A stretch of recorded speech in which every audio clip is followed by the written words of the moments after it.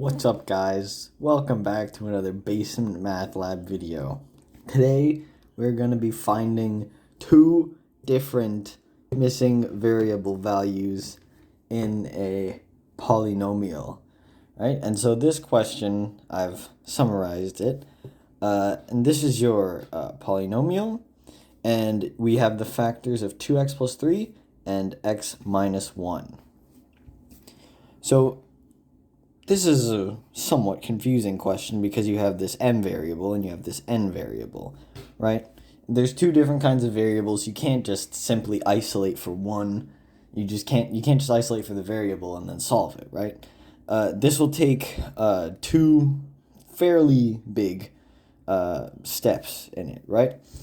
Because we are given two factors, kind of, so you'll need two equations, right?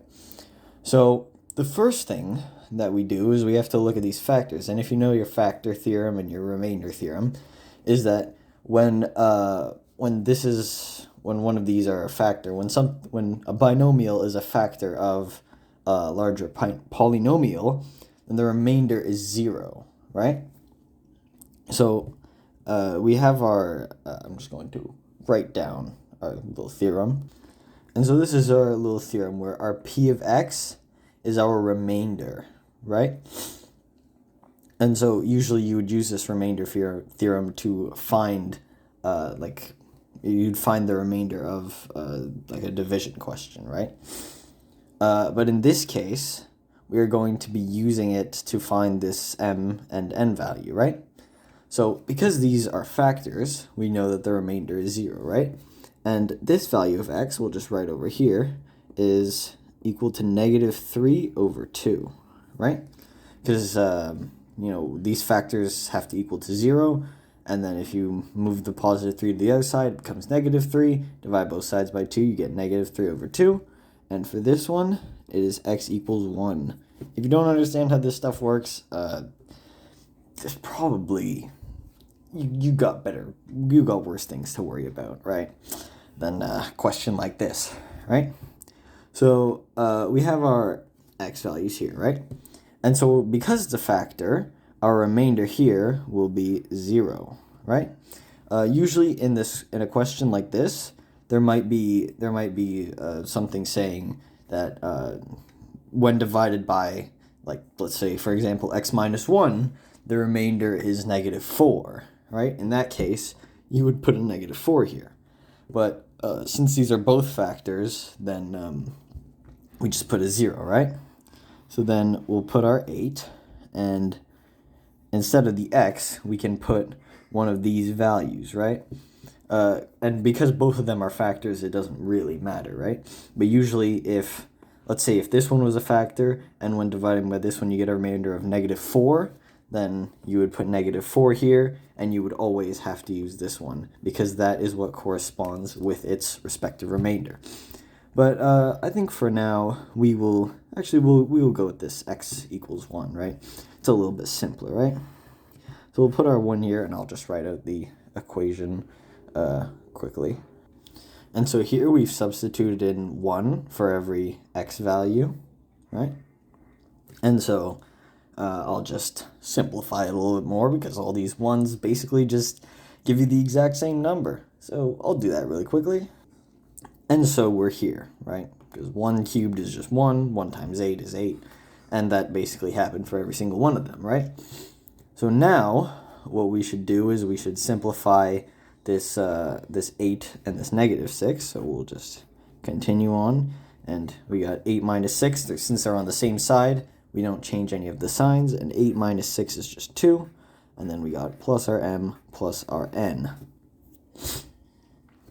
And now we move this 2 to the other side, and we get a negative 2, because that's how rearranging equation works, gets you m plus n, all right?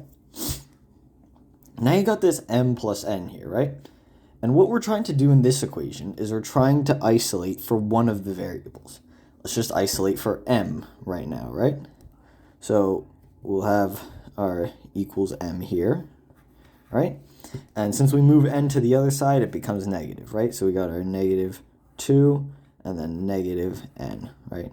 negative 2 minus n, right? So just to rewrite it, make it look a little bit nicer, our m equals 2, negative 2 minus n. Just like that, right?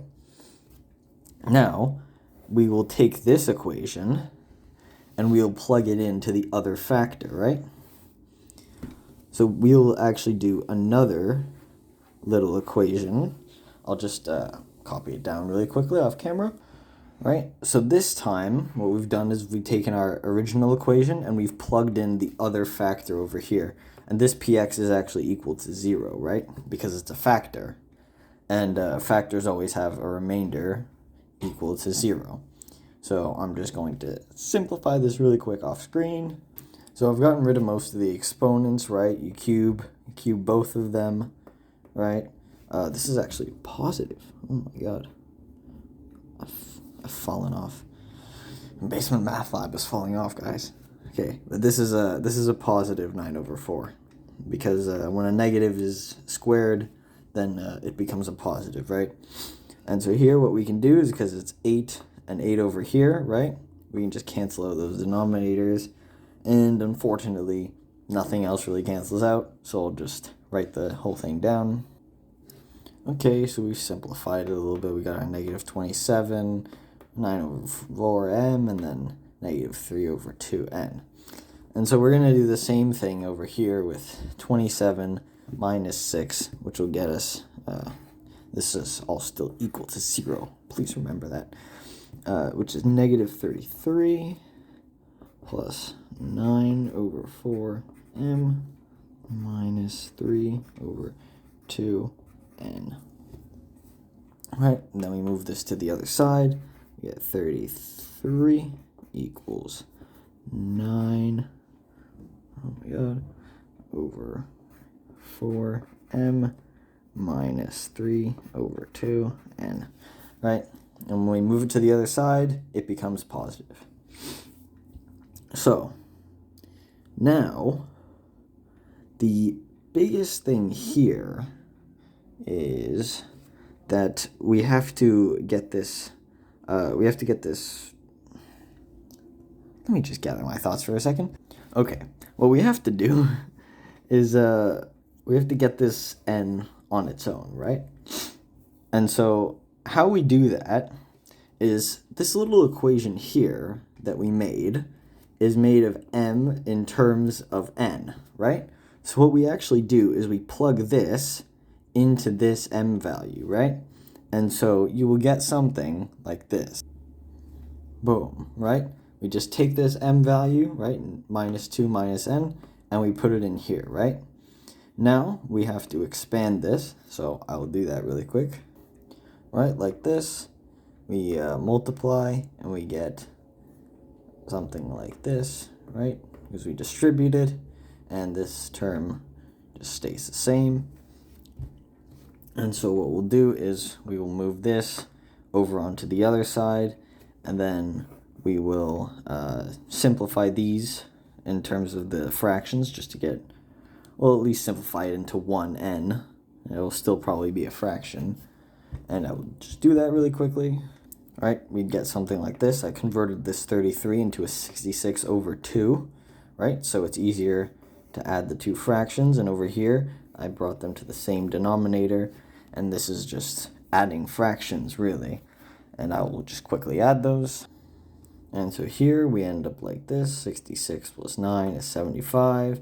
Negative 9 minus 6 is negative 15 over 4, because that's our denominator. And then this is over 2.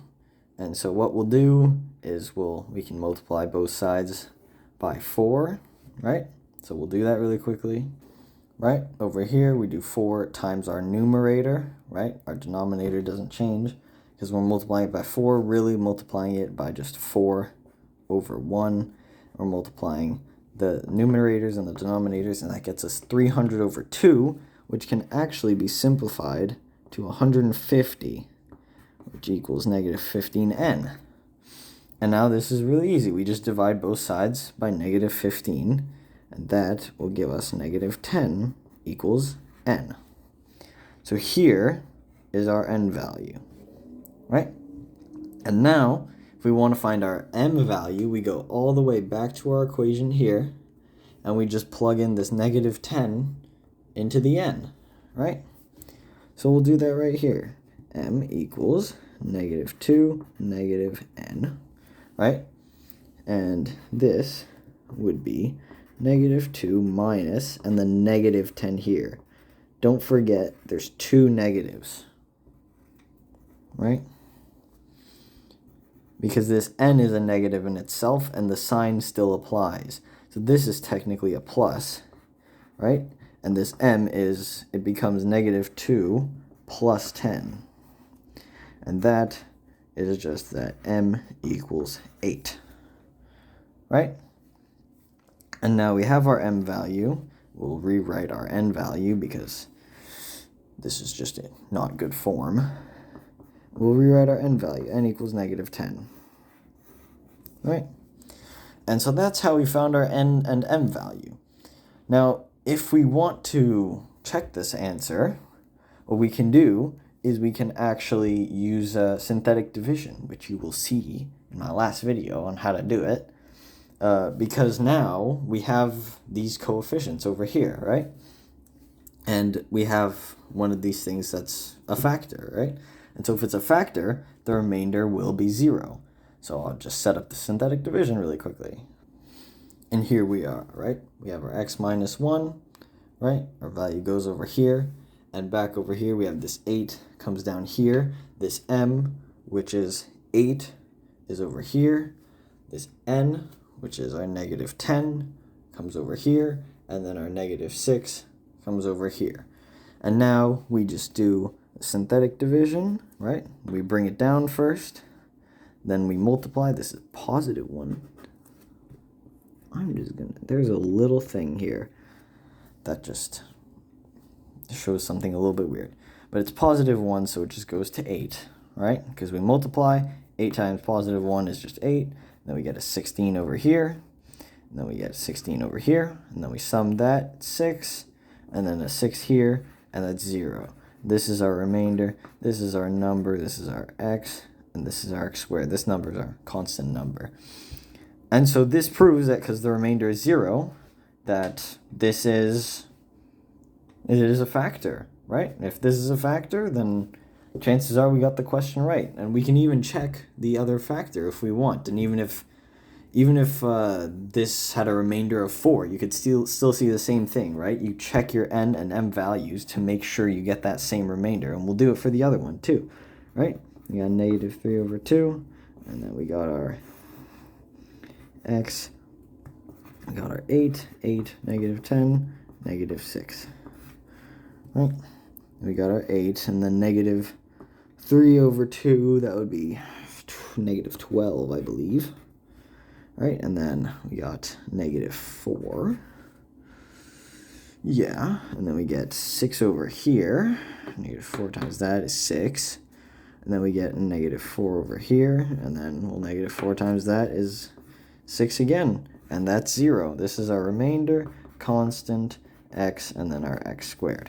And so this shows both of these things, which are factors, when you use synthetic division with your m value here and your n value here, that you do end up getting a remainder of 0, which proves that your n value is negative 10 and your m value is 8. It's just a quick little thing that you can do if you want to check your answer and maybe you have a little bit of time left over for your test. And so that's how you solve this kind of question. Hope you enjoyed.